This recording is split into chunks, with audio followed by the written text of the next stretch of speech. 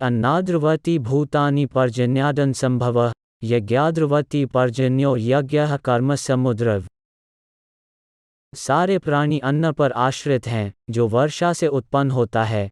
वर्षा यज्ञ संपन्न करने से होती है और यज्ञ नियत कर्मों से उत्पन्न होता है।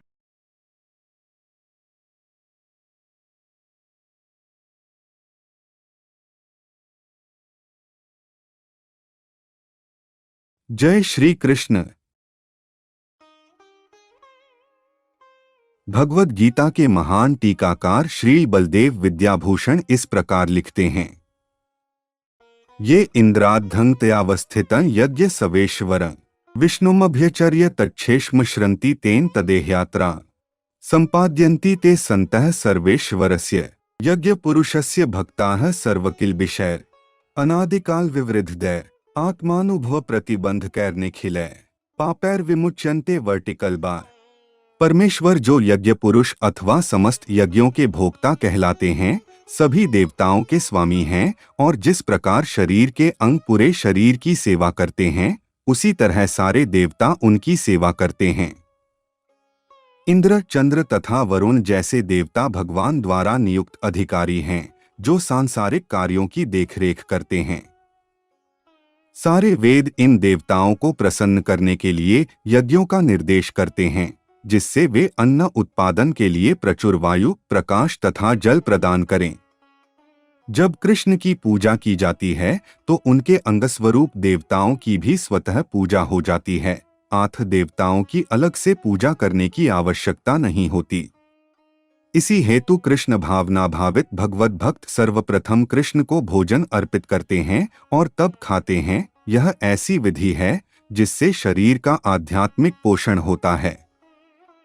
ऐसा करने से न केवल शरीर के विगत पापमय कर्मफल नष्ट होते हैं, अपितु शरीर प्रकृति के समस्त कल्मशों से निरापद हो जाता है। जब कोई छूत का रोग फैलाता है तो इसके आक्रमण से बचने के लिए रोगाणुरोधी टीका लगाया जाता है। इसी प्रकार भगवान विष्णु को अर्पित करके ग्रहण किया जाने वाला भोजन हमें भौतिक संदूषण से निरापद बनाता है और जो इस विधि का अभ्यस्त है वह भगवत भक्त कहलाता है। 8 कृष्ण भावना भावित व्यक्ति जो केवल कृष्ण को अर्पित किया भोजन करता है, वह उन समस्त विगत भौतिक दूषणों के फलों का सामना करने में समर्थ होता है जो आत्म साक्षात्कार के मार्ग में बाधक बनते हैं। इसके विपरीत जो ऐसा नहीं करता वह अपने पापपूर्ण कर्म को बढ़ाता रहता है, जिससे उस सारे पाप फूलों को भोगने के लिए अगला शरीर कुकरों सूकरों के सामान मिलता है। यह भौतिक जगत नाना कल्मशों से पूर्ण है और जो भी भगवान के प्रसाद को ग्रहण करके उनसे निरापद हो लेता है वह उनके आक्रमण से बच जाता है, किंतु जो ऐसा नहीं करता वह कल्मश का लक्ष्य बनता है। अन्न अथवा शाक वास्तव में खाद्य है। मनुष्य विभिन्न प्रकार के अन्न, शाक, फल आदि खाते हैं, जबकि पशु इन पदार्थों के अच्छिष्ट को खाते हैं। जो मनुष्य मांस खाने के अभ्यस्त हैं, उन्हें भी शाक के उत्पादन पर निर्भर रहना पड़ता है, क्योंकि पशु शाक खाते हैं। अतएव हमें अंततोगत्वा खेतों के उत्पादन पर ही आश्रित रहना है, बड़ी बड़ी फैक्ट्रियों के उत्पादन पर नहीं। खेतों का यह उत्पादन आकाश से होने वाली प्रचुर वर्षा पर निर्भर करता है और ऐसी वर्षा इंद्र, सूर्य, चंद्र आदि देवताओं के द्वारा नियंत्रित होती है। ये देवता भगवान के दास है। भगवान को यज्ञों के द्वारा संतुष्ट रखा जा सकता है, अतः जो इन यज्ञों को संपन्न नहीं करता उसे अभाव का सामना करना होगा। यही प्रकृति का नियम है।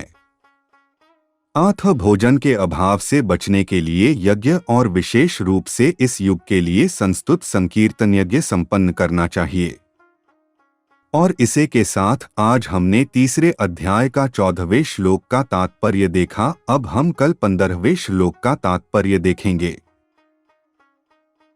हरे कृष्ण कृष्ण कृष्ण हरे हरे, हरे राम राम राम हरे हरे।